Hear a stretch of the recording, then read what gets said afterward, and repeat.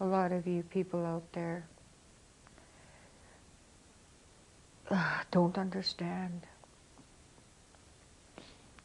But there is a need for the world to know about this, because the church is hiding and the government's hiding.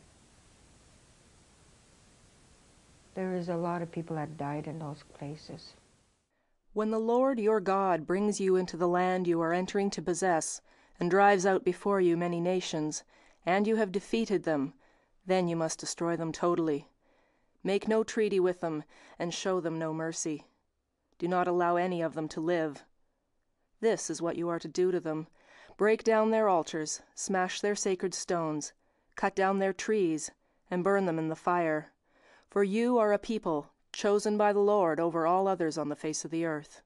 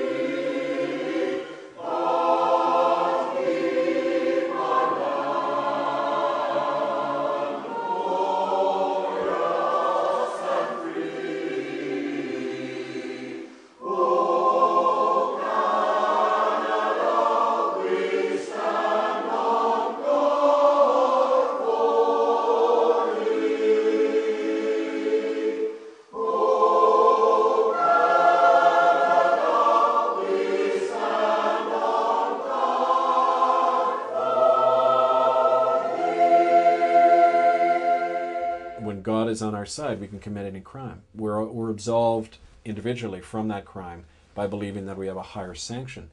And that's the danger of religion, in that it allows people to do that. It allows them to kill without a shred of conscience.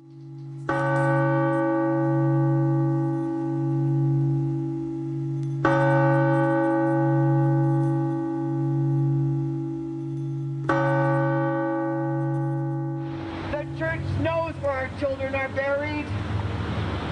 50,000 died. Even in the sunlight, the Alberni Valley was draped in fog that first morning I arrived there in the spring of 1992. Jesus once said that when we welcome the stranger, we're actually welcoming him. But how could I have known that by opening my door to him and to so many others, I would be closing the door to all that I knew? Nothing was clear to me at first. I felt like I was on the brink of something, like standing on a dock, waiting. What was clear was that I was heading for a job interview at St. Andrew's United Church in Port Alberni, on Canada's west coast, where I hoped to become the minister. When I walked through the doors of that church, I knew there was a deeper purpose that had brought me there. And sure enough, I got the job. There were no Native people in my church when I got there. You know, there was like 20 people in the pews on a Sunday, and they were all white. They were like retired loggers and millwrights, and about a third of the population was Native, and there were no Indians in any of the white churches. There were no Indians working in the stores anywhere, you know. It was just a totally apartheid, and it still is. It's very much an apartheid kind of community. And that's actually one of the things that got me interested. Just a little anecdote.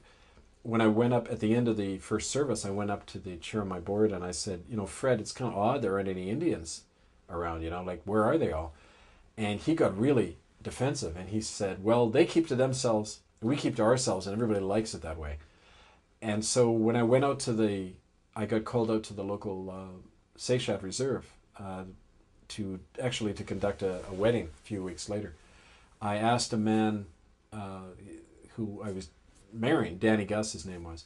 He was a retired native fisherman, and he had gone to the Alberni school. And I asked him kind of innocently why there were no Native people in church. And he finally said to me, they killed my best friend in the residential school. He's buried in the hill out back. And the church people all know it. They don't want us in their church.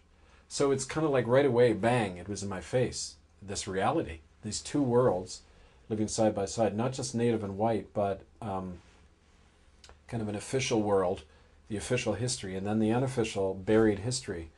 But Danny Gus wasn't the only Indian who told me of murders in my church's residential school. In my first year as minister at St. Andrews, I spent most of my time just visiting people and getting to know them. That was my job. And my first job was really to open up my church to as many people as possible, including the native population. In doing that, as more and more people came into the church, I gave them a platform. They began to talk about crimes they witnessed in the Alberni Residential School, which was run by the United Church for over 50 years. And they described children being killed. They described pedophile rings where children were being passed around between the Indian agent and the priest and other people like that. Yeah, I had an open pulpit policy, so after my sermon, people could get up and comment on it or share any of their own thoughts in that. And in the native... What did the whites do? Well, the whites would get up, occasionally a logger would get up and defend the logging and that kind of thing. And, people had the chance to say whatever they wanted. And native people in their tradition, they have like speakers who are officially delegated to talk. And so to give you an example, there was a man, Alfred Kietla, who got up and began praying in his own language in church, which was quite something. It was quite beautiful when he did that.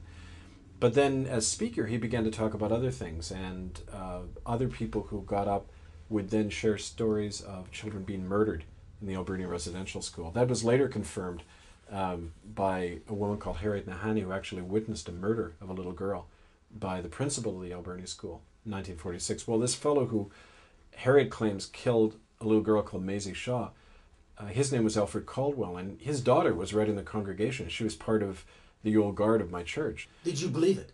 Well, when people who don't know one another keep telling the same story over and over again, even if you're skeptical, you have to accept the fact that, it's a commonly told story. And when people began to go further and tell me things that I found later being validated in documents, then you can't deny it. As a minister, you learn to detect bullshit pretty quickly in people. And you can tell in somebody's eyes when they're suffering, and it's incredibly painful for them to tell a story. They're not making this stuff up. My name's Harry Wilson. My name's Kenny Quittel. My name is Virginia Baptiste.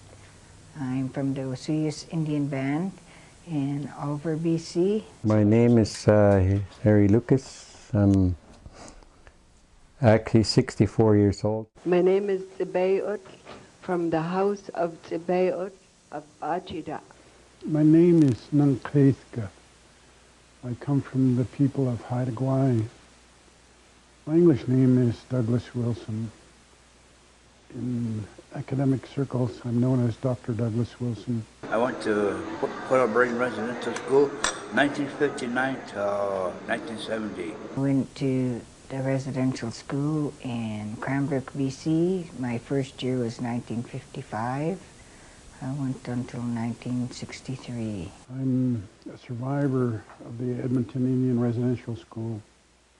I was there from 1957 to 1961.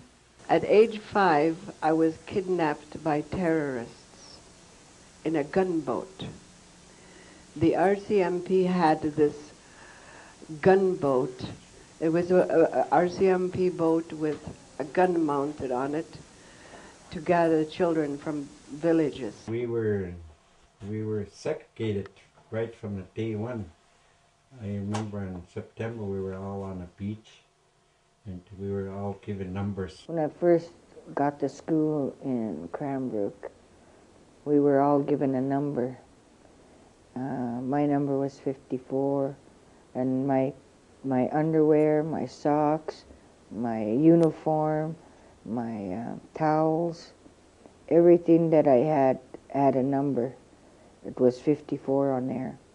And all the girls had their own numbers. And if you were caught with somebody else's number, you got whipped for that. We weren't allowed to have books, and we weren't allowed to read. If you were caught reading any kind of a book or a magazine, you were punished. There was a severe punishment that one. The kids who told on us got preferential treatment, whereas the children who sang their songs and spoke their language were punished constantly for any little thing, for even for laughing.